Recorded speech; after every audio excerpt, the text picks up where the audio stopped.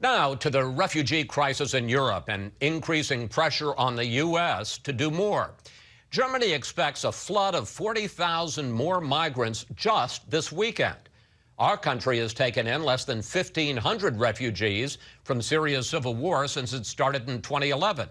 But this week, President Obama announced plans to let in 10,000 more over the next year. Joining me now to discuss this complicated problem, two senators with two very different views. Republican Ron Johnson, chair of the Senate Homeland Security Committee, and Democrat Chris Murphy, a member of the Foreign Relations Committee.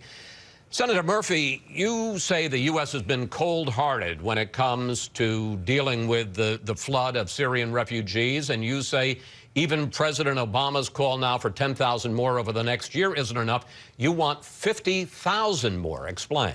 So the whole world was moved by that image of that young little 3-year-old boy who'd washed up on the beaches of Europe. But the reality is that that happens in some way, shape, or form every single day inside Syria and on the passage to Europe. 10,000 kids, at the very least, have died in that conflict. And it just doesn't stand to reason that Germany is going to take 800,000 and the United States has only taken 1,500. During the Vietnam War, the United States took 190,000 refugees. During the Balkan conflicts, we took 170,000. And my contention here is that if we want credibility in the region, then we've got to be seen as a partner in trying to solve this humanitarian crisis. Right now, we aren't, and that comes with a cost to U.S. credibility when we're trying to solve this problem. Let me bring in Senator Johnson. Is accepting 50,000 Syrian refugees, is that realistic? Well, Chris, one thing we should not do is short circuit or take any shortcuts in terms of the vetting process. You know, normally it takes about 18 months to 2 years to fully vet refugees coming to this country. And let's face it, the reality of the situation is this refugee crisis is a symptom of the broader problem. The root cause of the problem is Islamic terrorists that have declared war on America. And let's face it, it's not fanciful to think that ISIS may be assaulting some of those refugees with some of their operatives. And we need to be first concerned about our own national security. So we're a compassionate nation, but we've got to fully vet the individuals that we would take in. And, you know, I also like these privately sponsored refugee programs like they have in Canada. That would also be very helpful. All right. There are several points you make there, and I want to pick up on them. But before I do, I want to go back to you, Senator Murphy. Not to be cold-hearted about it, but one could argue Vietnam was our problem. We broke it, if you will. Is this our problem, the Syrian refugee crisis? So I don't think you can say that the Syrian war wouldn't have happened if it wasn't for the invasion of Iraq, but we certainly contributed to the ongoing mess in that region and inside Syria because of our occupation, our invasion, which after a set of circumstances led to the development of ISIS. But this is a civil war against Bashar Assad. Which is made much worse by the presence of ISIS inside Syria. Now, I don't think the United States bears sole responsibility, but I think our invasion was a contributing factor, and thus I think we have a responsibility. But also we have a responsibility because it's in our national security interests. The fact is that when there isn't help for these refugees from the United States or our partners, they turn to others that are offering help, like ISIS, like Al-Qaeda, to give them a paycheck, to give them nutritional benefits for their kids. And so if we're not on the ground helping in some way, shape, or form, then ultimately we're just pushing a lot of these individuals into the hands of our enemy. Let's get to this very practical problem about protecting the homeland. And the concern, as you raised it, Senator Johnson, that along with an overwhelming number of legitimate, good faith refugees, you could have potential terrorists who are coming into the country, sneaking in to launch attacks on the U.S. homeland. You're the chairman of the Senate Homeland Security Committee, and as you point out, it takes 18 months to 2 years now to vet a single person coming into the country. Could we handle 10,000, let alone 50,000? No, it's going to be very difficult. And again, what we have to do is face the reality situation that, you know, President Obama's strategy of peace through withdrawal has been a miserable failure. And so our lack of involvement, I mean, what we ought to be talking about is assembling a coalition to try and stabilize the situation in Syria. This has been going on for 4 years. But sir, I'll get to that in a minute. But the specific problem, first of all, I'm a little surprised. Why does it take 2 years to vet a refugee? I don't know what you're doing for 2 years. And secondly, could you handle that? You know, as we've been doing it for 1,000, 1,500, could you do it for 10,000, sure. 50,000?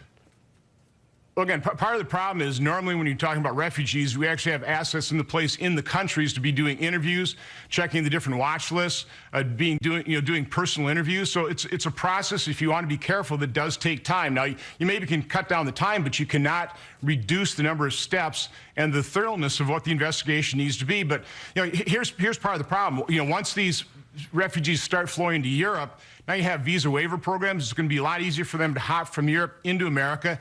And Chris, if you really are concerned about our national security, take a look at the insecurity of our southwestern border, which is even a more glaring risk to our national security. So we've got a big mess in our hands, and we're just not facing up to it. Let me ask you about that, Senator Murphy. If we open our doors to tens of thousands more refugees, are we putting the U.S. homeland at risk? No, we aren't, because we've got an ability to vet these refugees that will make sure we aren't taking any dangerous elements. As Senator Johnson pointed out, 2 years to vet a single refugee. No, and listen, it can happen faster, but as Ron points out, we can't kid ourselves that we're protected just because we shove all these refugees in Europe, because eventually they'll migrate from Europe to the United States. So we shouldn't be blind to the fact that there's risk no matter where these refugees end up. Listen, it's expensive. I mean, it's not cheap to do this vetting, but we are wasting money right now on a train and equip program that hasn't trained or equipped one serious soldier against ISIS. We can take that money and use it for refugees. All right, we're going to get to that in a moment. I just want to pick up,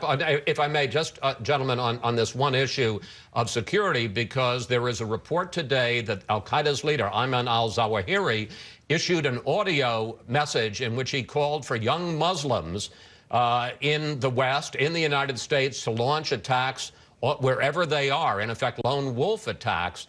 Does your reaction to that, Senator Johnson? Well, that's exactly what, certainly our FBI director is most concerned about now, is the ISIS-inspired attacks on our homeland. We've seen it in Chattanooga, Tennessee was the most recent example. So that's a very real threat. And Chris, I have to point out, as Europe accepts hundreds of thousands of refugees, that creates an incentive for even more. There are 7.6 million Syrians displaced in Syria, 4 million refugees outside of Syria. That's half the population of Syria. So we can talk about accepting refugees, but we're ignoring the root cause of the problem, which is the disaster, the tragedy that's been unfolding now in Syria for 4 years. All right, that the West has basically ignored. I mean, that's the problem is we've got to address that root cause. Okay, we've got to stabilize Syria, and nobody's really talking about that. Well, let me ask you about that in the time we have remaining, because you're exactly right. The civil war has been going on since 2011. There was an interesting exchange this week. Take a look. The real answer is good governance in Syria, and that means the Assad regime has to go. The president's lack of strategy with regard to ISIS and what's happening in Syria is causing a worldwide problem. Senator Murphy, when 4 years in, you hear the Obama administration saying Assad has to go, which they've been saying for 4 years, and yet the war continues on, doesn't President Obama bear considerable responsibility for this mess? Not just the Civil War, but as Senator Johnson points out, the 4 million people who have fled the country. Well, for all the Republicans who say that President Obama hasn't done enough, I still haven't heard a coherent plan from them as to what we should do. Nobody in my state would support putting another 50,000 troops back into the fight on the ground. But you kind of turned it around. I'm asking you, does President Obama bear responsibility for the mess? You talked about the fact that we invaded Iraq and that caused some of the problem. How about the fact that we've had this civil war going on for 4 years? The president's been saying Assad must go, and nothing has happened. No, Bashar al-Assad bears responsibility for this civil war, not the president of the United States. And there's a belief that... So he's just an innocent bystander? Well, there's a belief that the United States can go into the Middle East and solve any problem. And I think we just have to have a little bit less hubris here and understand that this conflict is so complicated that for the United States to get involved, it may work against our national security interests. How about the fact that President Obama announced this big plan to train up the Free Syrian rebels, as you talk about? He spent $40 million on that. We've trained a grand total of 50 Syrian rebels, and they've all disappeared. It was a bad plan. It was an epic disaster, and it's an example of how U.S. intervention can go wrong, not right. Even if we had trained these rebels, they were likely going to go onto the ground and serve side by side with al-Qaeda, the very group that is now trying to spur lone wolf attacks against us. I think we've got to have some understanding of the limits of American power there and focus on this humanitarian relief effort. That's the most important thing right now. All right, Senator Johnson, you got the final word. Well, bottom line is the historic blunder of this administration was not leaving a stabilizing force behind in Iraq. I do not believe Syria would have spun out of control. Certainly, ISIS rose from the defeated ashes of what was al-Qaeda in Iraq, again, because President Obama did not take the historic opportunity of leaving a stabilizing force behind. So, bottom line is his strategy of peace through withdrawal has been a miserable failure, and we're seeing the consequences of that failure. Senator Johnson, Senator Murphy, thank you both. Thanks for joining us. We'll stay on top of this story.